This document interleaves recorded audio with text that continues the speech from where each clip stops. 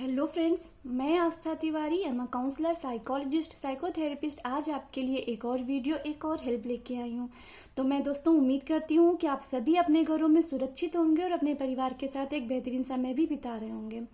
दोस्तों आज का ये जो मेरा वीडियो है ये पुराने सभी वीडियो से बिल्कुल अलग है, डिफरेंट है इसका टॉपिक। लेकिन मैं उम्मीद करूंगी कि आप इसे सुनेंगे, समझेंगे और अगर ये वीडियो किसी के काम आता है तो मेरे लिए सच में ये बहुत ही खुशी की बात होगी। दोस्तों मैं सच बताऊं तो ये जो वीडियो बनाने का जो वीडियो का टॉपिक था ये मेरे लिस्ट में नहीं था, लेकिन फिर भी मैंने ये वीडियो बनाया अपनी एक स्टूडेंट की रिस्पेक्ट पे। तो मैं उम्मीद करती हूँ कि आप भी इसे सुनेंगे। मुझे लगता है मेरे उस स्टूडेंट के साथ साथ आपके लिए भी बहुत यूजफुल होगा।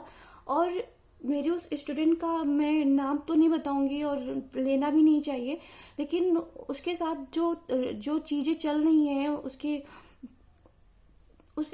जो मदर है वो डोमेस्टिक वायलेंस का शिकार है। तो अब आप समझ गए होंगे इस वीडियो का टॉपिक है डोमेस्टिक वायलेंस। तो उसका जो मैंने सुना वो मुझे बहुत पैथेटिक लगा, और मुझे अगर सच में अगर मैं ये वीडियो नहीं बनाती उसकी इस चीज़ को अपनी तरफ से, मैं किसी की लाइफ में कुछ नहीं हूँ कि मैं किसी की लाइफ चेंज कर पाऊँ। मैं आपको सिर्फ मोटिवेट कर सकती हूँ, बता सकती हूँ, एक मैसेज कन्वे कर सकती हूँ। तो अगर ये सच में किसी के लिए यूजफुल होगा तो बहुत ही अच्छा होगा, और अगर मैंने अपनी तरफ से एफर्ट नहीं दिया होता तो ना देती तो शायद ये मेरे लिए और भी दुख की बात होती। तो चलिए मैं अपने वीडियो को शुरू करती हूँ। वीडियो शुरू करने से पहले मैं आपको एक छोटा सा मैसेज देना चाहूंगी, और आई थिंक ये चीज़ें सबको पता है। ये जो मैसेज है मैं कुछ नया नहीं बताऊंगी, और ये चीज़ें सबको पता है, लेकिन प्रॉब्लम ये हो जाती है कि सभी इस चीज़ को समझते तो हैं, जानते तो हैं, लेकिन अपने ऊपर अप्लाई नहीं करते। वो दूसरों को, इन सारी चीज़ों को दूसरों को तो समझा सकते हैं लेकिन खुद पर अप्लाई नहीं करते। तो आई रिक्वेस्ट कि आप कोई भी चीज़ सबसे पहले, अच्छी चीज़ सबसे पहले अपने ऊपर अप्लाई करिए। आप मैसेज ये है कि आपको जो लाइफ मिली है, आपको ये जो जीवन मिला है, कहते हैं ना जिंदगी ना मिलेगी दोबारा, और ये मूवी भी बनी थी, इसका टाइटल भी सभी के मुंह पर हमेशा रहता है जब भी जिंदगी की बात होती है।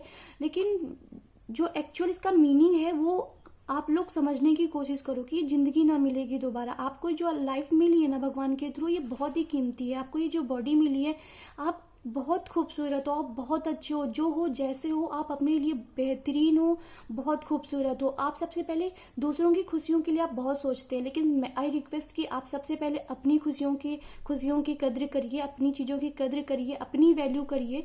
जब तक आप अपनी रिस्पेक्ट नहीं करेंगे कोई दूसरा आपकी रिस्पेक्ट नहीं करेगा।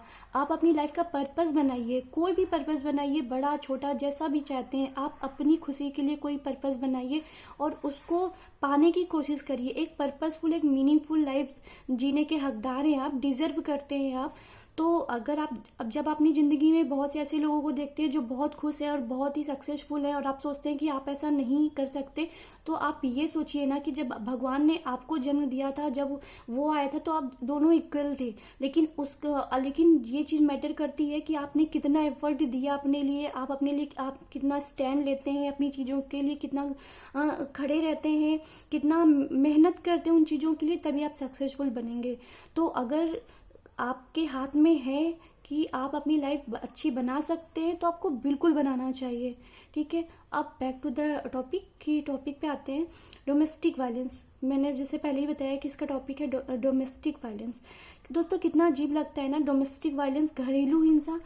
कि घरेलू हिंसा मतलब कि घर के सदस्यों द्वारा या घर के सदस्य द्वारा घर के किसी सदस्य पर ही हो रही हिंसा।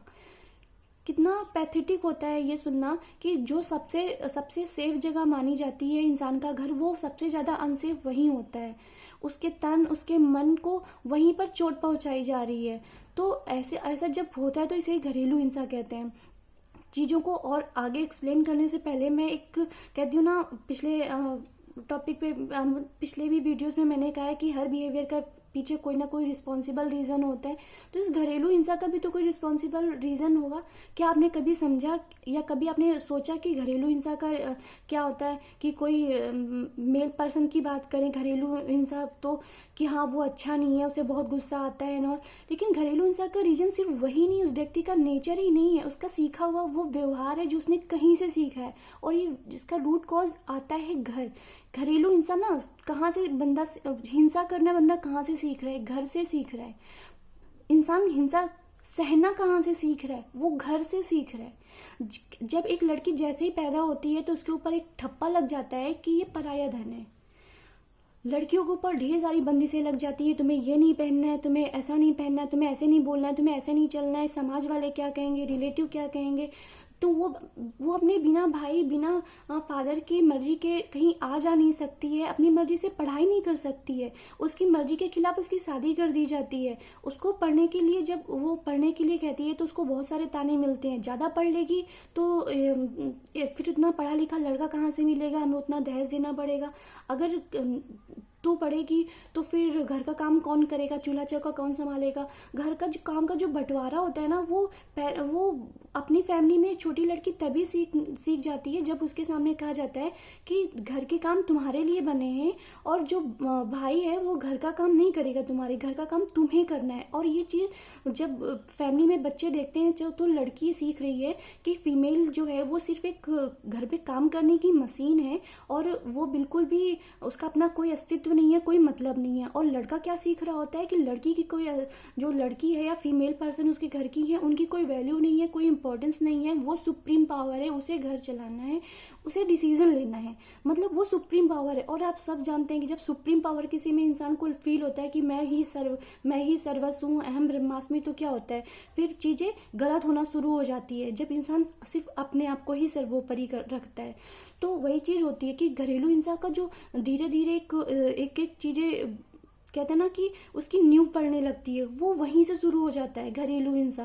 कि लड़की को पढ़ने के लिए, जीने के लिए, बोलने के लिए, हर चीज के लिए जद्दोजहद करनी पड़ती है। उसे उस चीज के लिए उसे कोई सपोर्ट करने वाला नहीं होता अच्छी चीजों के लिए। तो रूट कॉज क्या है कि घर पे कोई चीज हो रही है, उसके बाद आती है लड़के की शादी हो गई भाई, अब जब उसके साथ कुछ गलत होता है तो उसके पेरेंट्स क्या कहते हैं कि ये तो उनके घर का मैटर है, हम इसमें कुछ नहीं कर सकते। और बहुत कुछ उन्होंने सो कॉल मूवी के डायलॉग सीख रखे हैं कि जहाँ पे 4 बर्तन होंगे वो खड़केंगे ही एंड ऑल। और क्या, जहाँ मायके से डोली गई है और ससुराल से अर्थी जाएगी, ये सारी चीज़ें। सो प्लीज़ अगर आपके अंदर भी ऐसी मतलब गलत मेंटालिटी है तो आप इसे दूर करिए। ऐसा कहीं किसी शास्त्र में नहीं लिखा गया है कि जो औरत है वो मार खाने के लिए बनी है, औरत है जो घर के काम करने के लिए बनी है। कोई मेल या कोई भी उसके जो भी उसके फैमिली के अदर मेंबर है उस पर वो अपना हक समझे या उसको परेशान करने का हक रखते हैं, ऐसा कहीं नहीं लिखा है। बल्कि ग्रंथों में और हर जगह लिखा गया है कि यत्र नार्यस्तु पूज्यते रमयन्ते तत्र देवता। जहाँ पे नारी का सम्मान होता है वहीं पर देवता भी निवास करते हैं। देवता निवास करने का मतलब आई थिंक मुझे लगता है कि जिस घर में महिलाओं की और लड़कियों की इज्जत होगी उस घर का वातावरण अच्छा रहेगा। और अगर एक फीमेल खुश रहेगी तो वो अच्छे से परिवार चलाएगी। जब एक फीमेल खुश नहीं रहेगी तो अच्छे से परिवार क्या चलाएगी, मतलब वो जब खुद खुश नहीं है तो दूसरों को, अपने बच्चों को कैसे अच्छी परवरिश देगी या दूसरों को कैसे खुश रखेगी। और जो घर की जो नींव होती है ना, या जो फैमिली की बैकबोन होती है ना, वो फीमेल्स ही होती हैं। तो अगर फीमेल खुश हैं तो ही आप एक अच्छी और हैप्पी और हेल्दी फैमिली की कल्पना कर सकते हैं। और आप ये सोचिए ना, अगर महिला कम होती या जिसे आपको लगता है कि महिलाओं का अपना कोई अस्तित्व नहीं होता, तो क्या आप कल्पना कर सकते हैं कि अगर बिना औरतों की ये दुनिया कल्पना कर सकते हैं? भगवान ने भी जब दुनिया बनाई थी तो श्रद्धा और मनु को साथ में भेजा था। अगर उन्हें लगता कि मनु ही कैपेबल है और श्रद्धा और जो फीमेल हैं, वो जो फीमेल्स होती हैं उनमें कोई वो कैपेबल नहीं है या उनकी कोई इंपॉर्टेंस नहीं है, तो वो सिर्फ मनु को ही भेजते, श्रद्धा को क्यों भेजते हैं? नहीं, भगवान को भी या जिसने भी ये यूनिवर्स बनाया, अपनी आप जिसको भी मानते हैं उसकी नज़रों में उन्होंने दोनों को ही इक्वल बनाया है। तो ये आपके अंदर का वहम है कि औरत कमजोर है, औरत का अस्तित्व नहीं है और जो मेल पर्सन है वो सुपरमैन है और वो ही घर चला सकता है, वही डिसीजन ले सकता है और वही सही होगा। अगर आपके अंदर ऐसा कुछ है तो आप इसे भूल जाइए। आप अपनी ही लड़की का या आप अपनी ही घर की बहन हो या बेटी हो या कोई भी रिश्ता हो, अगर आप उसकी ही रक्षा नहीं कर पा रहे हैं और वो उसकी रक्षा आप नहीं कर पा रहे हैं और वो खुद भी अपनी रक्षा नहीं कर पा रही, इन दोनों की रिस्पॉन्सिबल सबसे पहले आप हैं। क्योंकि आप अपनी लड़की को जब वो छोटी होती है तब उसे उसकी जो हक की लड़ाई उसे लड़ने ही नहीं देते, उसे पता ही नहीं चलने देते कि वो किन किन चीज़ों की हकदार है। वो पढ़ने की हकदार है, वो जीने की अधिकार है, वो अपनी खुशियों के लिए डिसीजन लेने की अधिकार है। आप उसकी इन सारी चीज़ों को बचपन में ही ख़त्म कर देते हैं। और फिर वो जब ससुराल जाती है, जब वो आपकी तरफ देखती है, क्योंकि आपने तो उसे इतना स्ट्रांग बनाया नहीं है कि वो अपने लिए कुछ कर सके, लड़ सके, और जब वो आपकी तरफ देखती है, आपसे उम्मीद करती है, तो आप अपना पल्ला झाड़ लेते हैं कि समाज क्या क्या क्या कहेगा, देश क्या कहेगा। आपको अब ये समझना चाहिए कि ऐसा करके उसके फैमिली या किसी भी जहाँ पर भी वो उसको वो कष्ट मिल रहा है, ऐसा करके तो वो उसके शरीर को चोट पहुंचा रहे हैं, लेकिन आप उसके साथ ऐसा करके उसके मन को चोट पहुंचा रहे हैं। और जब भी आप तब भी अगर आपको नहीं लगता है, तो आप अपनी जगह पे कभी उसकी जगह पे कभी अपने आप को खुद रख के देखिए कि रोज जब आपके आत्मसम्मान को, जब आपके अस्तित्व को, जब आपके शरीर को रोज चोट पहुंचाई जाएगी, तो आपको कैसा फील होगा। मुझे नहीं लगता कि ये कोई भी इंसान ऐसा सोच भी पाएगा, ऐसा उस दर्द से रूबरू भी हो पाएगा, क्योंकि घरेलू हिंसा बहुत ही पैथेटिक चीज होती है। ये रोज होता है उनके साथ। और हाँ, आप कहते हैं कि हर घर में लड़ाइयाँ झगड़े होते हैं। बात सही है कि हर घर में कुछ ना कुछ कभी ना कभी थोड़ा बहुत हो जाता है, लेकिन जब ये इंटेंशनली किया जाए, जब ये जानबूझकर किया जाए, किसी को रोज चोट पहुंचाई जाए, किसी को रोज ह्यूमिलेट किया जाए, रोज ब्लैकमेल किया जाए, रोज उनकी इंसल्ट की जाए ना, तो ये गलत फहमी या छोटे मोटे लड़ाई झगड़े कला नहीं होती है, ये घरेलू हिंसा होती है। और जब बात आती है, अब बहुत से लोगों को तो घरेलू हिंसा ही नहीं पता है कि घरेलू हिंसा है क्या। तो आप ये जानिए कि घरेलू हिंसा 4 तरह की होती है। जो सबसे पहले आपके माइंड में पिक्चर आ जाती है ना घरेलू हिंसा का सुनते ही, कि एक मेल पर्सन अपनी वाइफ को या किसी फीमेल को पीट रहा है, नहीं, तो ये घरेलू हिंसा सिर्फ होती है, बट ये घरेलू हिंसा सिर्फ यही है, आप ऐसा नहीं सोचो। घरेलू हिंसा 4 तरह की होती है: इमोशनली, सेक्सुअली, फाइनेंशियली और फिजिकली तो सभी जानते हैं कि मारना पीटना, फिजिकली हार्म पहुंचाना। इमोशनली जब उनको हर्ट करना, उनकी इंसल्ट करना, उनकी फैमिली की इंसल्ट करना, या उनकी क्वालिटीज या उनकी किसी भी चीज की उनकी इंसल्ट करना, उनके मन को चोट पहुंचाना, ये भी घरेलू हिंसा है। फाइनेंशियली, अगर कोई हाउसवाइफ है या जॉब भी कर रही है, फिर भी उसे, बहुत से ऐसे फीमेल्स के बारे में सुना है कि वो जॉब भी करती हैं, फिर भी उनके हस्बैंड उनसे सारा पैसा ले लेते हैं और उनकी ज़रूरतों के लिए भी उनको पैसा नहीं देते हैं। या हाउसवाइफ है तो उन्हें ये कह के उनकी इंसल्ट करते हैं, या कि तुम कमाने नहीं जाती हो तो तुम्हें पैसे कहाँ से मिलेंगे, तुम घर पे रहती हो, तुम पैसे क्या करोगी करके, ऐसा बोल के उनकी बेसिक से बेसिक रिक्वायरमेंट भी पूरा करने के लिए उन्हें सहारा नहीं देते हैं, या उन्हें इतनी इंडिपेंडेंट उन्हें नहीं रहने देते हैं फाइनेंशियली। उन्हें हर चीज़ के लिए अपने घर वालों का फेस देखना पड़ता है। मतलब कुल मिला के उन्हें एकदम फाइनेंशियली उन्हें एकदम कमजोर बना के रखते हैं।